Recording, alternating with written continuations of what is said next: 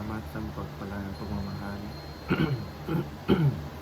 Welcome to our 365 daily devotion of Apostle Alexander Gomez ng Batch 3. At ang topic ko ng talakayan natin ngayon ay the worship that God accepts. Ngayon po ating Bible verse itong po sa Genesis chapter 4 verse 4. At buksan po natin ang ating puso at isip sa mga salitang ito. Sinasabi dito na at nakilala ng lalaki si Eva na kanyang asawa at siya'y naglihi at pinanganak si Cain. At sinabi, nagkaanak ako ng lalaki sa tulong ng Panginoon. Kasunod nito ay pinanganak niya ang kanyang kapatid na si Abel. Si Abel ay tagapag-alaga ng mga tupa at si Cain ay magbubungkal ng lupa. Teachings. The worship that pleases God. Number 1. Worship must be offered by faith in God. Ang hari na si Jesus ay dumating upang ayusin at pagandahin ang iyong personal na buhay.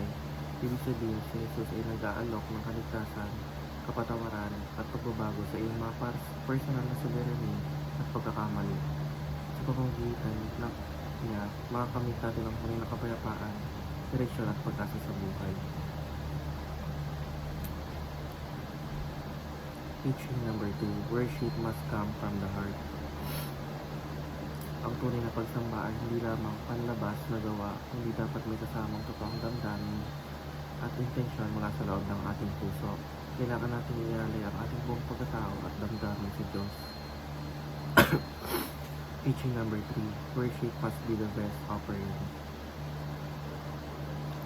Dapat ibigay natin ang ating pinakamahusay sa Diyos, ang pinakamagandang bahagi ng ating buhay, oras at yaman. Hindi dapat ito pangalawa o basta lamang. Application number 1. Give your best effort to God. Ibig sabihin, gawin natin ang lahat ng mga kaya natin upang mabigyan ng halaga ang ating paglilingkod at pagsasamba sa Kanya. Hindi nagtitipid sa oras o enerhiya o effort. Application number 2. Give your offering from the heart. Ang anumang inibigay natin sa Diyos, bago man ito, oras, o yaman, ay dapat ang galing sa tunay na puso at pagmamahal, hindi sa pilitan o formal lamang. Application number 3.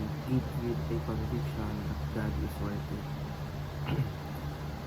Dapat ating gawin ang ating mga gawain nang may katiyakan na ang Diyos ay karapat-dapat sa ating pinakamahusay na pag-aalay at ito'y may biyaya at pagpapala.